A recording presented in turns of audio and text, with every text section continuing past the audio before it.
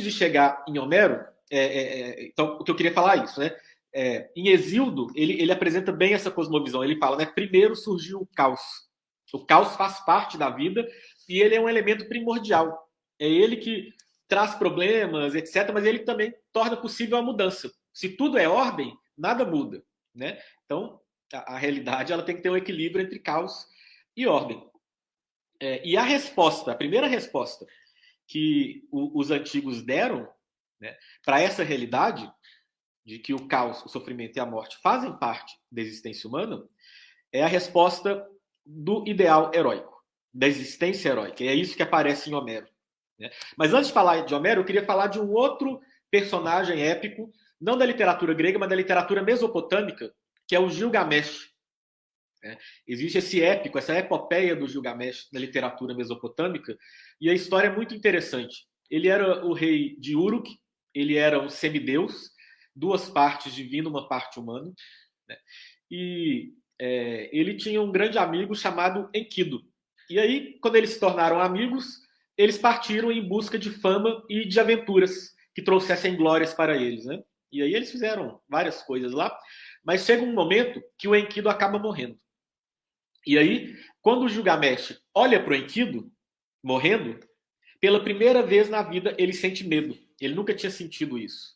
Ao encarar a mortalidade do amigo, ele toma consciência da sua própria mortalidade. E isso perturba ele de uma forma intensa. Ele nunca tinha ficado tão perturbado assim antes. Né? E isso é interessante porque dos gregos até a filosofia contemporânea, por exemplo, Heidegger, né? Muitos autores falam o seguinte, que a gente só consegue viver uma vida autêntica, ou seja, uma vida que a gente sabe o que é valioso para a gente, o que a gente deve fazer, né? E não simplesmente uma vida que a gente está no fluxo, seguindo o que os outros estão falando, etc., quando a gente encara a nossa própria mortalidade. Né? Pensar na morte na nossa cultura parece uma coisa meio mórbida, meio a ser evitada, né? Mas para muitos dos sábios da humanidade, pensar na morte é um exercício de liberdade. Porque é quando a gente considera que a nossa vida é finita, que a gente tem coragem de fazer as nossas próprias escolhas, que a gente entende de fato o que é importante e o que não é, que a gente para de se importar com as coisas que não têm importância e se foca nas coisas que são realmente importantes para nós. Né? Então, essa consciência da mortalidade e, portanto, da nossa finitude é um caminho para a sabedoria. E é isso que aconteceu com o Gilgamesh. Ele parte numa jornada em busca da imortalidade. E é interessante porque ele vai até os confins do mundo. Ele ultrapassa uma fronteira de onde o sol nascia e se punha. E ele anda mais de 10 dias no escuro. Né? Nesse lugar, é o que nessas histórias mitológicas a gente chama de catábase. Né? É uma descida a esses aspectos sombrios, profundos da realidade. Né?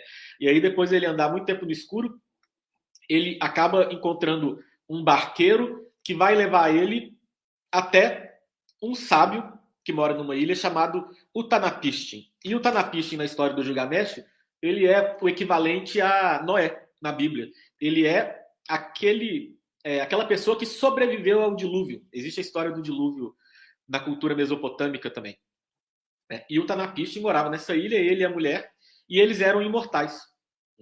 E Gilgamesh pergunta para ele assim, como que eu faço para me tornar imortal? Né? E o Utnapishtim fala, não tem jeito de você se tornar imortal, eu me tornei porque depois do dilúvio teve uma assembleia dos deuses e os deuses deram a imortalidade para mim e para minha esposa. Mas não vai ter mais assembleia dos deuses porque não vai ter mais dilúvio e, portanto, então, não existe mais imortalidade para os seres humanos.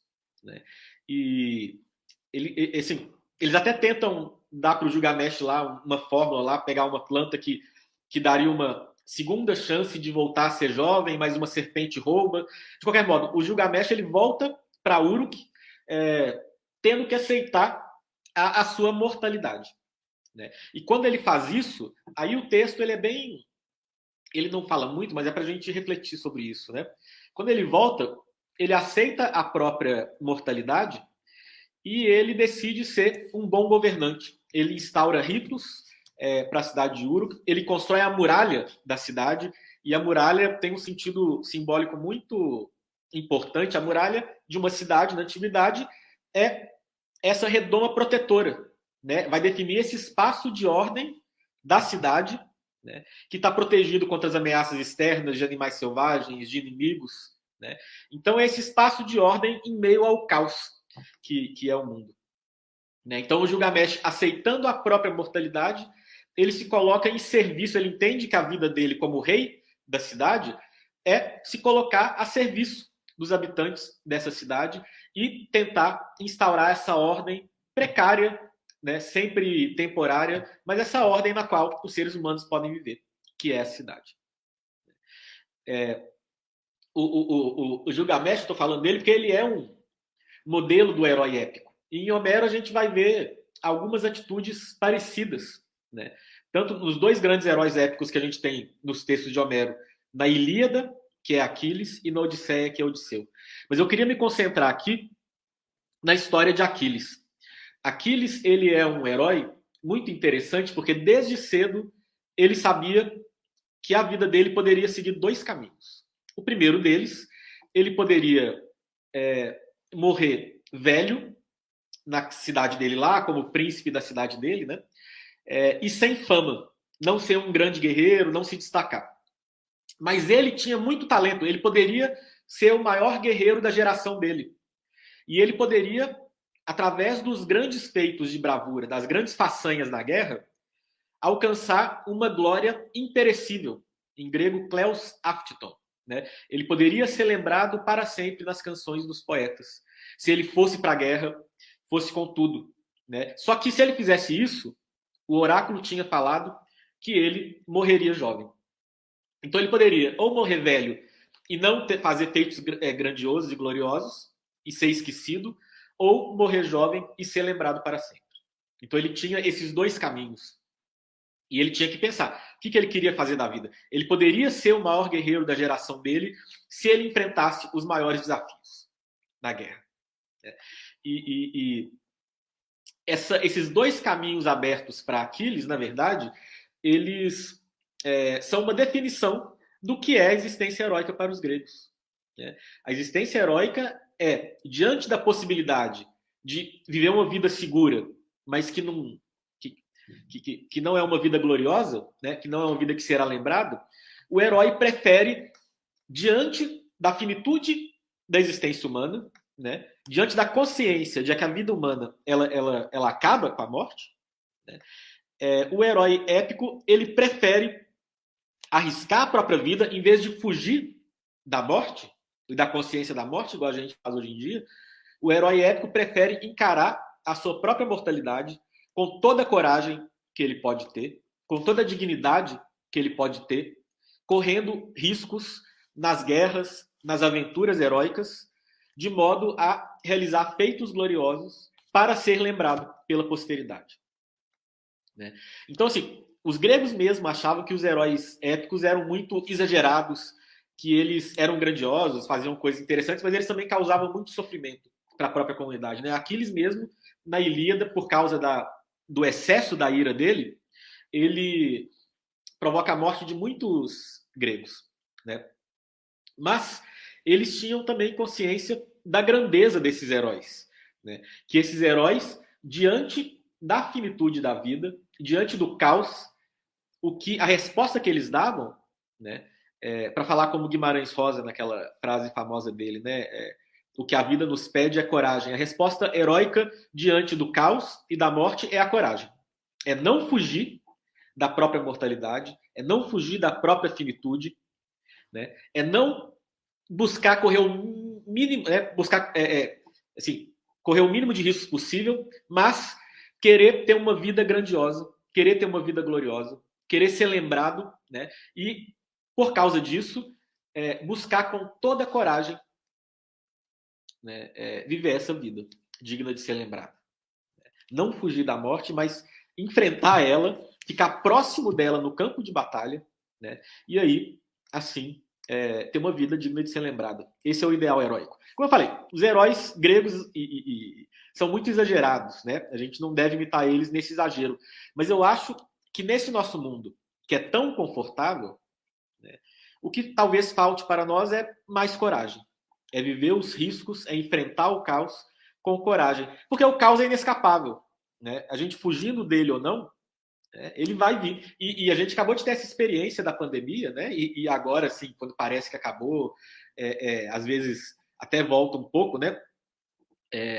Assim, a gente não pode fugir do caos. Ele vai vir uma hora ou outra. Pode ser na forma de uma pandemia, né? E todo mundo tem que enfrentar junto. Pode ser na forma de uma guerra. A gente achava que o mundo não tinha mais guerra, né? Nunca parou de ter. E agora está claro, né? Com a guerra da Ucrânia, que continua tendo. Né?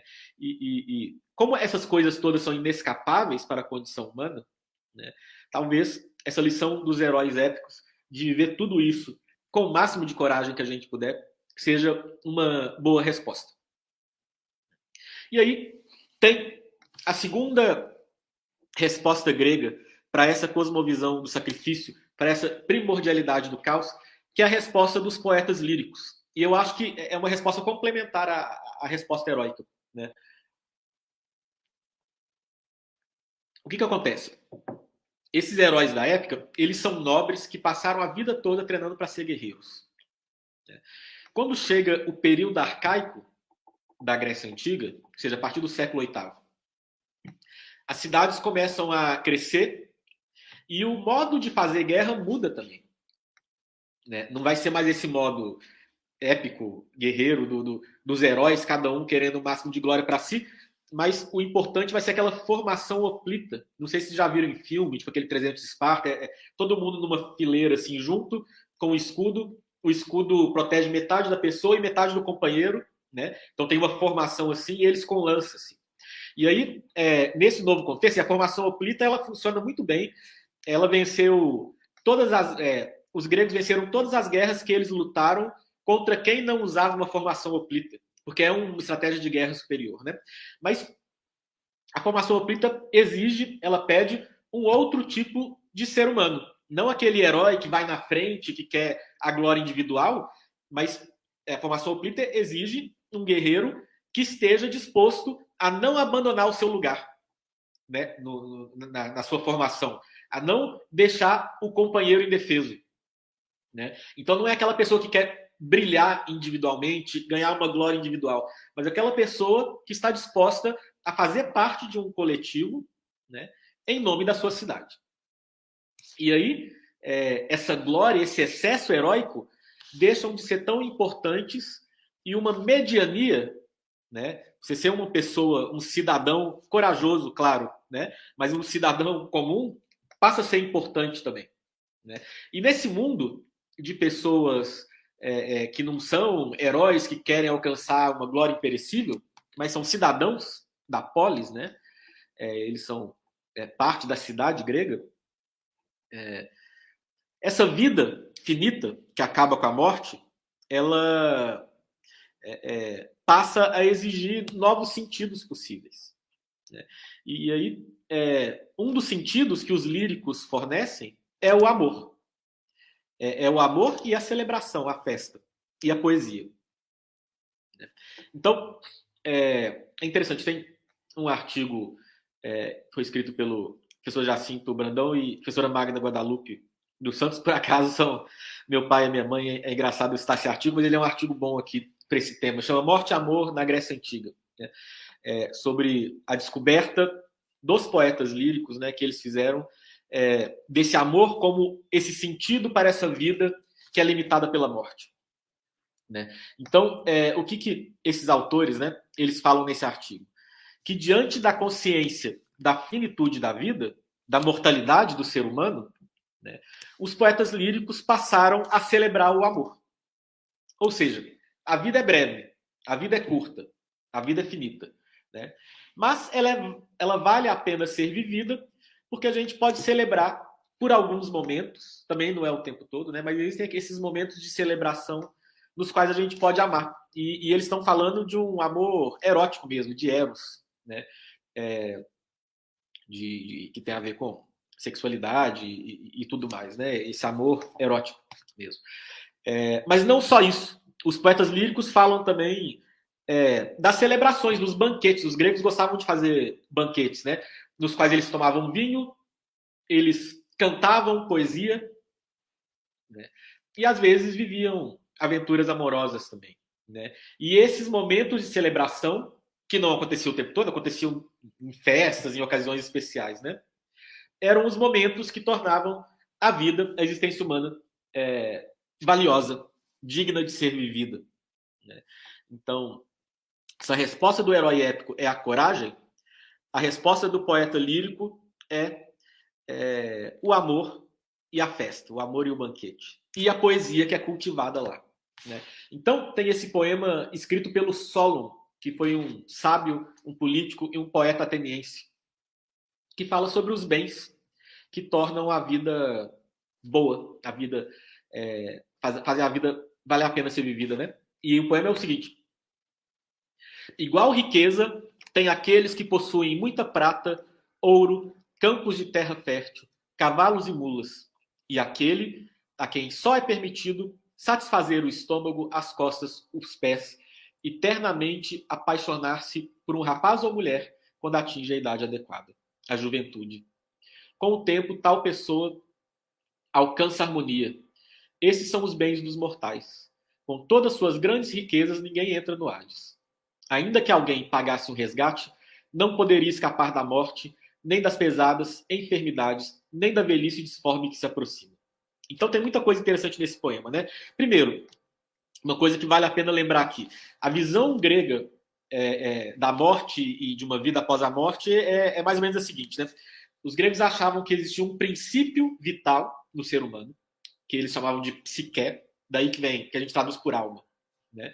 Mas que não é alma nesse sentido que a gente tem hoje em dia, daquilo que é o mais importante da personalidade humana. É só um princípio vital, é como se fosse um sopro. Quando a pessoa morre, é como se fosse uma fumacinha que sai da pessoa e vai para o Hades. O Hades é o mundo dos mortos, né? E esse mundo dos mortos não é nem igual ao nosso céu ou inferno. Essa psique que está no Hades não é o ser humano inteiro que foi para lá. É uma parte só do ser humano, que é o que sobrevive. E essa vida no Hades é como uma vida de alguém que estivesse dormindo. É como se fosse um sonho, né? Não é uma existência real mesmo. Então, eles tinham uma visão de uma vida após a morte, mas muito apagada, né? A vida que valia de fato a pena ser vivida era essa vida aqui, né? Enquanto nós somos um corpo, uma psique que anima um corpo vivo, né? E os bens para serem fruídos nessa vida, o Solon está falando, né? Não adianta riqueza, propriedades, etc. Porque quando alguém vai para o Hades, para o mundo dos mortos, essa riqueza não adianta de nada. E por mais rico que a pessoa seja, não dá para escapar da morte, da doença, da velhice. O que dá para fazer enquanto a gente tem juventude, né? E juventude não é só 20 anos, assim, enquanto existe vida, energia na gente, né? Aproveitar os verdadeiros bens da vida humana, que são quais? Ele fala que satisfazer o estômago, ou seja, a comida, as costas, ou seja, deitar, descansar, os pés, mesma coisa, eternamente apaixonar-se por um rapaz ou mulher, ou seja, o amor, né? Esses são os bens, então, dos seres humanos, essa vida que é finita e que é marcada pelo caos. E o Miminermo, esse é o fragmento 14 do Solon. Tem um outro poeta lírico chamado Miminermo, que ele tem um poema que é o fragmento 1 dele, que é assim: que vida, que prazer sem adorado Afrodite, eu morra quando a mim isso não mais interessar. E aí ele fala do amor, do vinho, etc, né? E é isso, ele está falando assim: a vida vale a pena sem Afrodite. Afrodite é a deusa do amor, né? E para ele, nessa cosmovisão, né, nessa visão de mundo da lírica, é esse amor que faz a vida valer a pena ser vivida. Existem outros autores, por exemplo, Anacreonte, que ele fala dos banquetes, né? Os banquetes nos quais tem o vinho, a dança, a embriaguez, os cantos, o amor, né? E nesses banquetes, o deus Dioniso, que é o deus do vinho, o deus do banquete, né? O deus dessa embriaguez, que as pessoas, a qual as pessoas chegam no banquete, né? Ele é visto como um libertador. Ele tem um epíteto, Licifron, aquele que liberta das preocupações. Né? Só que assim, ele é um salvador, um libertador, mas não que ele vai libertar o ser humano da morte e da dor. Mas, durante o banquete, enquanto a pessoa bebe o vinho, ela dança, ela ama, ela não está preocupada com os males que afligem a existência humana. Né? É uma libertação momentânea no banquete, na celebração.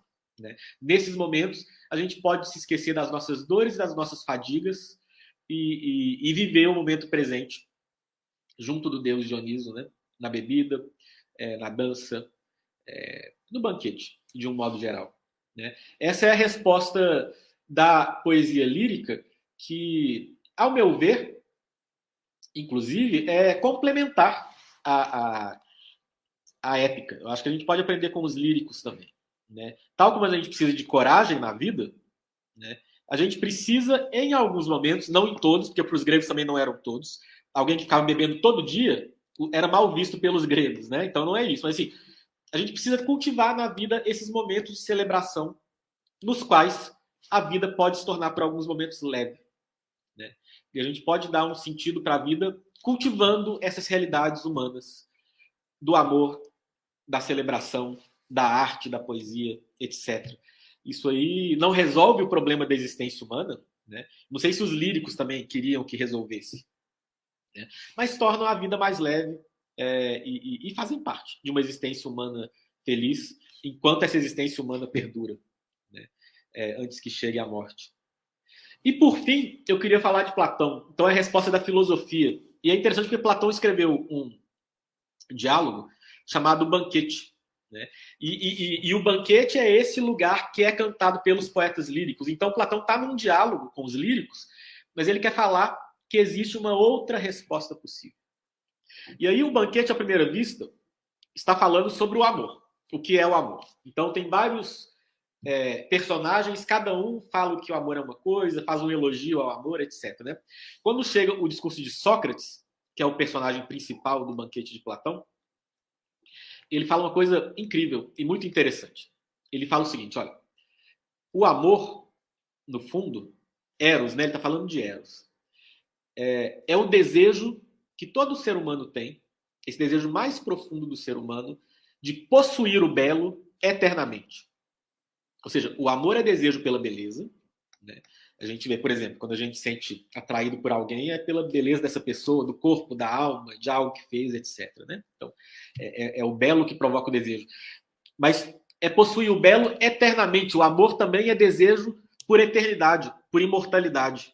Os seres humanos, né, apesar de mortais, eles têm um desejo profundo por imortalidade. E aí que está o paradoxo.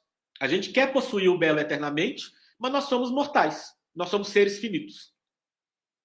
A gente tem um desejo do infinito, um desejo por viver para sempre, desde que a gente esteja com o belo, né? Porque viver para sempre no mundo que não tem beleza, que não tem o bem, ninguém quer, né? Mas assim, aí vira um inferno, né? Mas, se existe o belo, o bem na nossa existência, a gente quer possuir isso para sempre.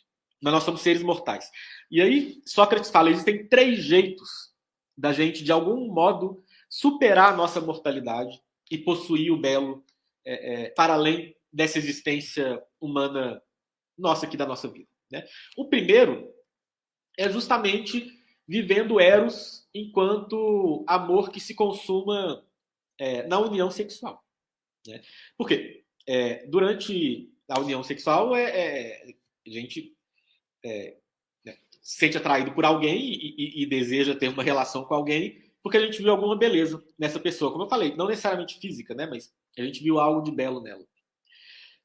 E a sexualidade, né, no seu sentido mais biológico, ela os órgãos sexuais, etc. Né? São coisas voltadas para reprodução. A natureza, né, colocou isso nos seres humanos para a reprodução. Então, quando a pessoa realiza o ato sexual e ela está aberta para geração de novos seres humanos, existe uma posse do belo e existe uma forma de mortalidade indireta, que é a nossa sobrevivência nos nossos filhos. Né? Não é que nós vamos sobreviver, mas algo de nós continua a existir nos nossos filhos.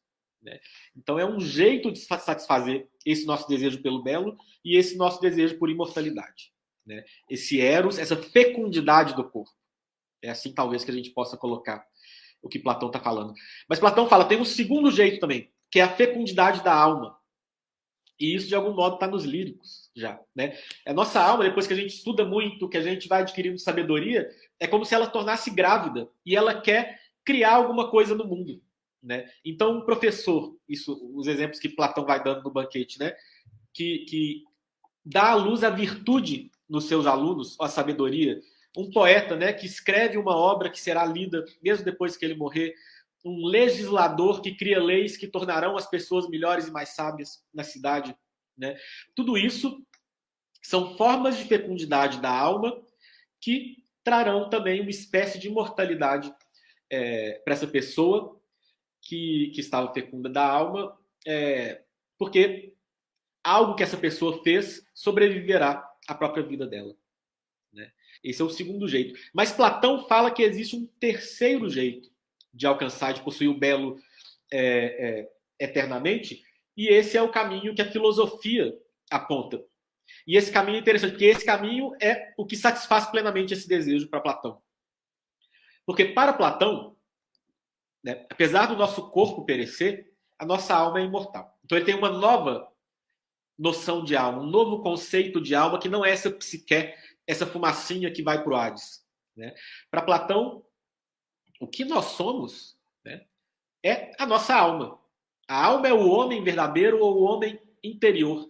E o nosso corpo é o homem exterior, é um personagem que a gente assume, né? Mas a alma ela é imortal. Então, se a gente tem algo em nós, aqui e agora, que dura para sempre, o que é a filosofia? A filosofia é o caminho a partir do qual a gente vai cultivar os aspectos do nosso ser, né, da nossa humanidade, que durarão para sempre. Então, buscar assim, a bebida, a comida, o prazer sexual, o descanso, a riqueza, tudo isso passa. Tudo isso passa quando essa vida nesse mundo passa, né? E a vida nesse mundo é breve, né? Mas a sabedoria, a contemplação, né? O amor nos seus sentidos mais elevados, né? Tudo isso que são atos da alma, isso a gente poderá continuar a fazer mesmo depois que o nosso corpo perecer. Né? E aí, quando a gente fala de Platão, a gente às vezes fica achando que Platão está falando de uma outra vida que não tem nada a ver com essa, mas não é isso. O platonismo quer cultivar os aspectos da nossa existência que aqui e agora a gente pode exercer e que durarão para sempre. E é isso que a filosofia faz. É isso que a contemplação filosófica busca fazer. Né? Cultivar esses aspectos da nossa vida que não passarão. Né? E assim a gente consegue alcançar o belo, né? Esse belo que, se a gente seguir o caminho da filosofia, a gente poderá contemplar e possuir eternamente. Né? Então, por isso que Platão, no banquete, usa as imagens das iniciações nos mistérios de Eleusis.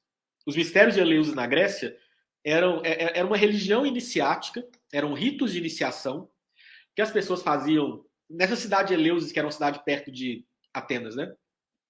Que prometia para as pessoas que eram iniciadas nesses mistérios uma vida melhor após a morte. Não só uma psique no Hades, igual se fosse um sonho, né? Mas que os deuses ajudariam essas pessoas a ter uma vida melhor. O que Platão fala no banquete, quando ele usa a imagem dos mistérios de Eleusis, é que a filosofia pode alcançar o que esses mistérios de Eleusis prometiam. Né? A pessoa que cultivou aquilo que nela aqui agora existe de eterno, quando a alma se separar do corpo, essa pessoa ela viverá ainda mais, de um modo ainda mais pleno, essas coisas que ela aprendeu nessa vida a amar. Né? E é por isso que Sócrates, né, Platão, escreve com o personagem dele, Sócrates, né, no Fédon, no diálogo dele chamado Fédon, que a filosofia é uma preparação para a morte. Nesse sentido. Né? E esses são, então, essas três respostas que os gregos tinham diante dessa vida humana nesse mundo do qual faz parte o caos, a dor, o sofrimento e, por fim, a mortalidade. Né? 3 respostas: a coragem, a celebração e o amor. E, em terceiro lugar, a busca pela sabedoria. Né? A busca pelo eterno, que aqui e agora fazem parte da nossa existência humana.